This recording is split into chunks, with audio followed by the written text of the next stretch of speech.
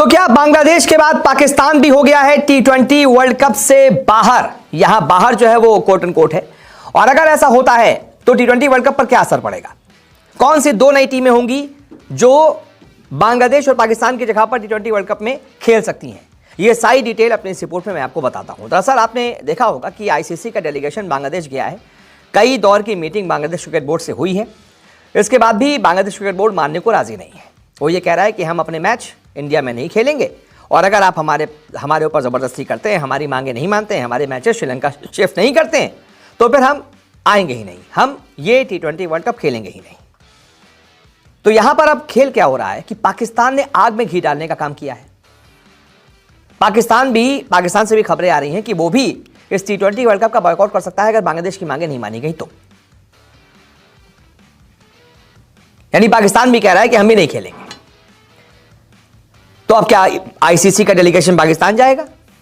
क्या उनके खिलाड़ियों को मनाएगा, उनके बोर्ड को मनाएगा कि नहीं ऐसा मत करो, T20 वर्ल्ड कप खेलो? तो ये जो अचानक से पाकिस्तान को बांग्लादेश से ज्यादा मोहब्बत हो गई है वो उस पर भारी भी पड़ सकती है।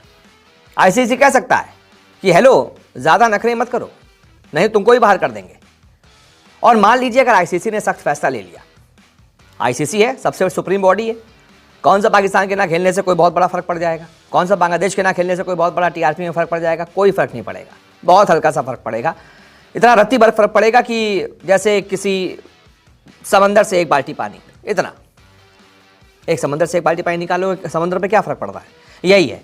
तो यहाँ पर 2-4 बाल्टी पानी निकल जाएंगी, कोई दिक्कत थोड़ी ना है। लेकिन अगर बांग्लादेश पाकिस्तान पर गुस्साया आईसीसी और दोनों को बाहर भगाया तो फिर क्या होगा? तो फिर जो हमारे पास जो दो नई टीमों की बात हो रही है ना, ये तो नहीं होगा। दो नई टीमों की एंट्री नहीं होगी क्योंकि बाकायदा जितनी भी 20 टीमों ने क्वालिफाई किया है वो क्वालिफायर्स खेलते हुए क्वालिफाई किया है। तो अब रैंडमली आप दो टीमें नई कैसे डिसाइड कर लेंगे? जो बाकी टीमें जिन्होंने जो है खेला था जितने भी क्वालिफिकेशन राउंड, फिर उनमें से कहीं मान लीजिए जो बाकी की 10-12 टीमें बाहर हुई हैं जो नहीं क्वालिफाई कर पाई टॉप 20 में, उनमें से आपने किसी दो टीम को चुन लिया आईसीसी ने, तो फिर जो बाकी की 8-10 हैं वो कहेंगे ना यार हमको चुन लेते, इनको क्यों चुना? तो वहां पर थोड़ी सी दिक्कत हो सकती है आईसीसी को, रायता ज्यादा फैल सकता है। तो इस वजह से दो नई टीमों की तो एंट्री नहीं होगी। लेकिन होगा क्या? होगा ये कि फिर जहां पर बांग्लादेश के मैच जिसके साथ हैं उस मैच को आगे बढ़ाया जाएगा। आगे क्या मतलब रद्द कर दिया जाएगा और उसका जो पॉइंट है वो सामने वाली टीम को दे दिया जाएगा। ऐसे ही पाकिस्तान का मैच भी जिससे पड़ेगा अगर पाकिस्तान नहीं खेलती है तो। वैसे तो पाकिस्तान गीदड़ भभकी ज़्यादा देती है, मैं आपको बता दूं, कुछ नहीं होगा, खेलेंगे, ये भी मैं आपको बता दूं, लिख कर दे दूं कहिए तो खेलेंगे पाकिस्तान वाले। लेकिन इन केस नहीं खेलते हैं तो उनके मैच के भी पॉइंट सामने वाली टीम को दे दिए जाएंगे, खत्म, सब मामला खलास। पाकिस्तान गई, आईसीसी कहेगी भाई आप जाओ, कोई दिक्कत नहीं है हमें, हम आपके पॉइंट सामने वाली टीम को दे देंगे।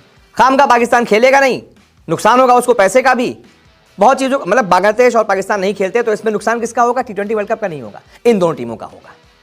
तो ऐसे में मैं आपको बताता हूं आखिर में इस पूरे मामले की सच्चाई कि ये लोग अभी भले ही आनाकानी कर रहे हैं, नखरे दिखा रहे हैं, लेकिन जब आईसीसी फाइनल फैसला सुनाएगा इन लोगों को मानना पड़ेगा और ये दोनों ही टीमें ये T20 वर्ल्ड कप खेलेंगी। आप चाहें तो कहीं लिख कर रख लें। बहुत बहुत शुक्रिया इस रिपोर्ट